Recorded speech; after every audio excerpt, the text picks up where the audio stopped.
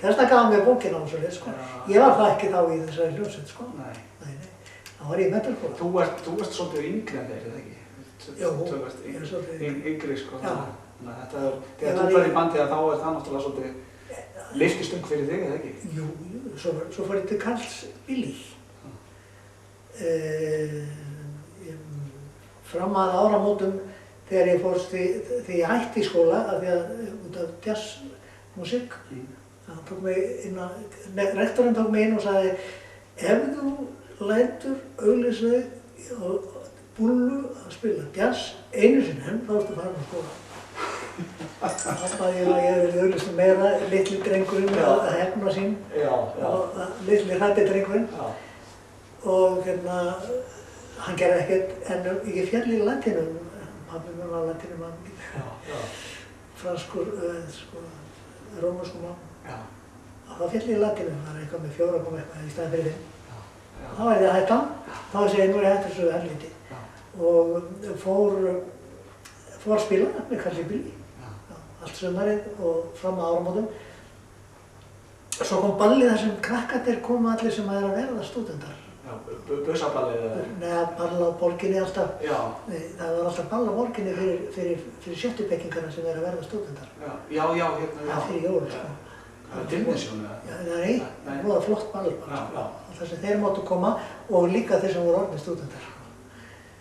Og þá fannst mér þetta ekki hægt að taka ekki, það kláraði ekki. Þá talaði ég pappa og skólabróðir hans frá Sorbonne í París var rektor fyrir norðan. Svo ég fór norður og tók prófið þar. Á Akureyri sem sagt? Akureyri, kláraði það. Já, ég er þetta svo í læknisfræði og sko, byrjaði þar. Já, akkurat, fyrir læknisfræði. Já. Læknis, og enda sem tónlistarmaður. Já. Það er ekkert slæmt. Það var það og nú. Ertu þarna að byrja að spila alveg á fullu? Já. Og svona gítarinn tógar meira en?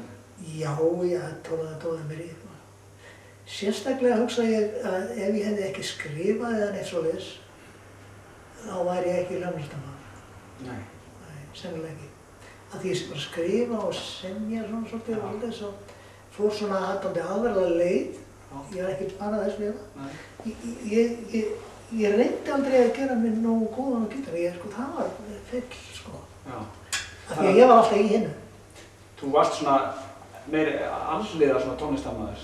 Ég skrifaði bara annars og ég vissi ekki eins og við hvernig ég ætti að spila þetta. Þegar ég kom, ég var bara gá hvernig ég ætti að spila. Ég skil, já, þannig að þú varst ekki með þetta og... Ég byrja ekki hér. Nei. Það er svolítið makar. Já, þetta er öðruvísi.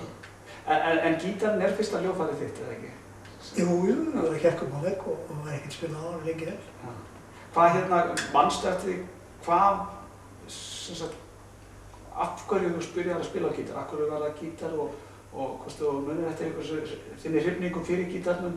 Sko, ég var ekki hrifin af gítar. Ég var hrifin af píanói. Það er ekki píanó til heima.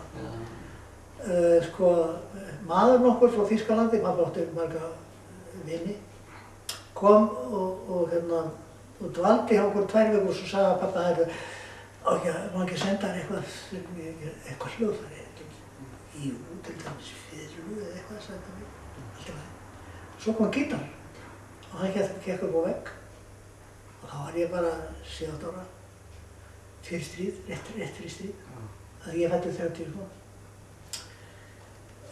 Svo var það frændi minn sem var að læra lögfræði, hann kom einu sinni heim þegar ég lá í rúminu, í einhverju flensu eða eitthvað, sko.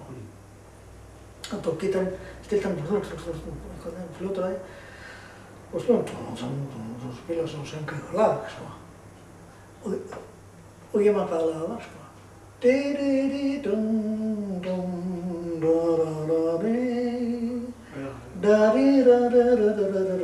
Kendi mér það fram á milli kafla. Daginn eftir var ég búinn að finna út hvernig var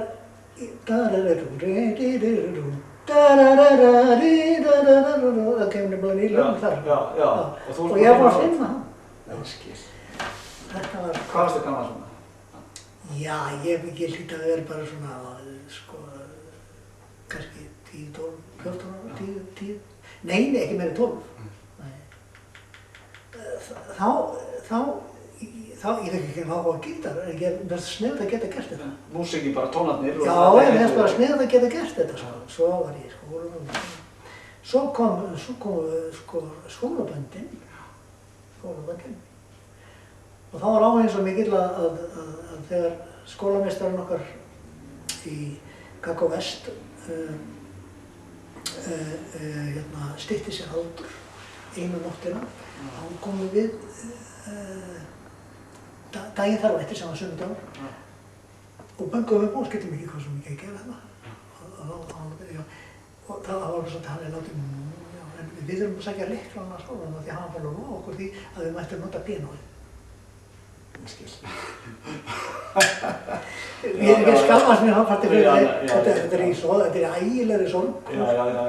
Og það er allt í pólitíð allt í öfnum með.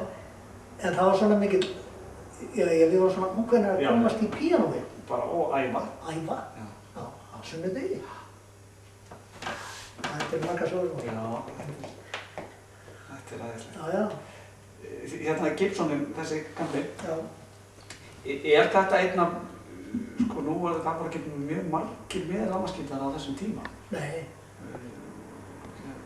Manstu einhverjum forverðum þínu sem voru með rafmagnsgítara? Með rafmagnsgítara á þessum tíma? Já, ég gerir nú að vera Trausti Thorberg. Það verið, já. Já, ég gerir að vera því bara, sko. Hitt var mest heimasmíðadrasl. Já, íslenski gítarar voru eitthvað í Fyrst fekk mér Duarmond pick-up bara, sem er einn á. Á kassagítar? Á kassagítar, já. Það var fyrst svoleiðis. Núna hefði maður gaman að því að eiga alla þessar gítarar góðir eða vondir eða eitthvað, sko. Þú veist, bara persónal minningar. Akkurat. Hræðilegt. Ég sendi mér svona Gretsch sem ég var með lengi, sko. Hann hefur ábyggilega verið með pick-upi. Já. Jú. Já, það er margir sem við tölum við sem hefðu hugsað sér tvisvar hefðu vitað hversu dýrmætt þetta er. Já, þetta er dýrmætt, sko. Já. Ég þori ekki að láta hann einast þegar mér að frattgítar hér úr skólanum, sko. Nei. Ég er ekkert að því. Ég er ekkert að láta á, sko. Það er bara að gera vel á það. En þessi hérna, hann kom til Skjálfanda þegar við vorum á Borginni. Já. Þá hafði einn af þeim sem spilaði okkur, Kristinn Svavarsson, sem er tannsmiður hér í bæ og hljómlistarmaður líka í viðlögum. Þá hann átti hennar gítar. Ég held að hann hafi runnið, hann réði sig í hljómsveitir okkar, ég held að hann hafi runnið til Rilja hvað ef maður ómúlulega gítar eða eitthvað svoleiðis. Já, hann vildi bara láta það hafa.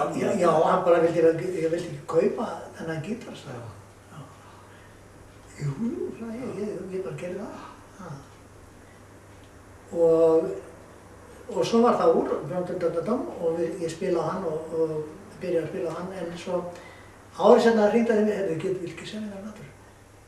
Nei, ég verði eiginlega ekki semja þér nattur.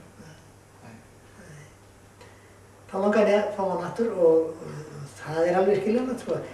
Ég held ég hafi fengið hann á mjög góðu verði, sko. Já. Og ég veit það. Já.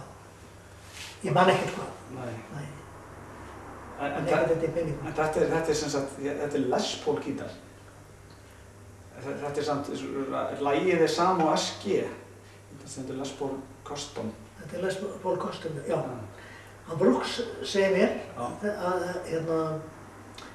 Les Paul vildi ekki viðurkenna þetta módel. Hann vildi ekki, já. Þetta er einn af þeim gíturum, já. Ég ramar í þetta. Þetta er stutt tímabil. Já. Af því að hann vildi bara viðurkenna þetta. Já. Þú veist, sem eru Les Paul gítararnir eins og við þekkjum það í dag. Eins og við þekkjum þá. Það er eins og það gerir best, sko. Já. Hann vildi ekki viðurkenna þetta. Þetta er mjög merkilegt. Það eru ábyggilega ekki margir af þessum gíturum til. Nei, ég hugsa ekki, sko.